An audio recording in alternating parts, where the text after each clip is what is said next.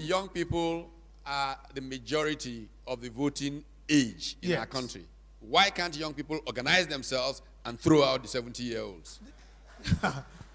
The question is not whether you can throw out the 70-year-olds. The question is that in a situation where the same mind clamors for bread and books, bread will always win. And the political elite of this country have mastered the art because they know that 500 naira and 1,000 naira will make people sell their votes at the polling booth. And so it is not that we young people don't want to organize to take over from you, but it is that your generation has the money to keep our generation aground, and your generation has deliberately, sir, except for very few progressives like you, refused to give us the kind of education that will empower us to demand mandatory accountability from your generation. The kind of education that will help us to become innovative and drive competitiveness for Nigeria's economy. When you say that banks are giving loans to small businesses in Nigeria, the banks come with double-digit loans that are unaffordable for those small businesses. When you talk about youth and unemployment, the idea is not even youth unemployment. The idea is that youth unemployability is a greater challenge above youth unemployment.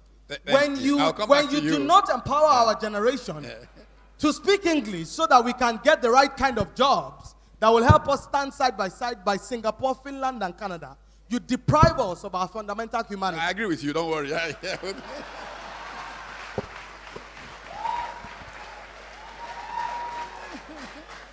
And I'm sorry, Professor Batitomi, I do not mean to be combative or to be activist.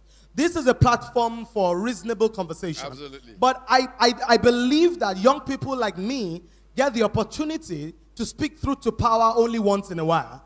And I stand here for an entire generation. I cannot curry it for the old people. The policy makers, the captains of industry, the people who make decisions in private companies to sponsor reality shows and refuse to sponsor youth empowerment programs, they sit in this room. And it is therefore important that I put the voice of my generation on the agenda, because I know you people are That's the ones. That's why I started with you. Give me a break. I started with you because I know that. Based on logistics, there are two categories of young people in Nigeria today. The first category, the educated, empowered, and privileged. The second category, the poor, the deprived, and angry young people, who form the majority of the youth population you refer to, and are the ones that have become the tools of trade in the hands of the politicians. So we, the young people who are educated and can make the type of decisions and understand where Nigeria needs to go, are in our minority. The ones in the villages and the bushes who don't have education, who are poor and angry, who become area boys, do not even have food to eat 3 times one day. Now, where do we go from here? How do we promote inclusiveness? Nigeria and Africa have to become entities that embrace consequences. What do I mean by that? Consequences, when we begin to punish bad behavior in Nigeria, when people steal our money and we put them in jail, Nigeria and Africa will become better countries. I'll tell you why, sir. In Singapore, under Lee Kuan Yew, a minister bargained with a contractor and took money and took bribe from him to give him a contract. When Lee Kuan Yew found out, the minister committed suicide and left a note behind that he would rather die than face the consequences. Lee Kuan Yew replaced them. In Nigeria, when people steal our money, we give them chieftaincy titles. When they steal our money, we give them doctorate degrees. Somebody said that the reason why rich people in Nigeria don't fund research is because there's no substance at the base of their wealth. So when we do not place consequences side by side our actions, we do not send a strong message to the people who have stolen. How do we promote inclusiveness? Number one, we need to be able to embrace the principles of equality, where the children of the rich and the children of the poor can go to public schools because public servants elevate the quality of education in the public schools. Number two, where the children of the poor can get jobs without having connections.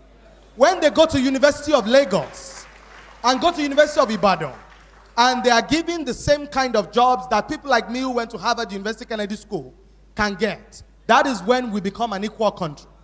A country where the children of the rich go to school abroad and come back to lead the corporations is not a country. We're just simply cohabiting. Why do I say that? As things currently stand, one day, during the Occupy Nigeria protest in 2012, the area boys didn't protest to Oshodi. They didn't go to Agege. They didn't go to Yanokpaja. They went to VGC. They went to Ikoyi. They went to Lagos. They went to VI. It means that they know the homes where the rich people, the children of the rich people stay. And the truth is that in a country like this, where we continue to segregate and keep the children of the poor aground, this country is going to go up in flames one day. People are going to get to a point where they cannot take anymore. And people are going to get to a point where they cannot take anymore. When we create jobs, we cannot, within companies, we cannot decide that, for example, the children of the rich must be superior to the children of the poor.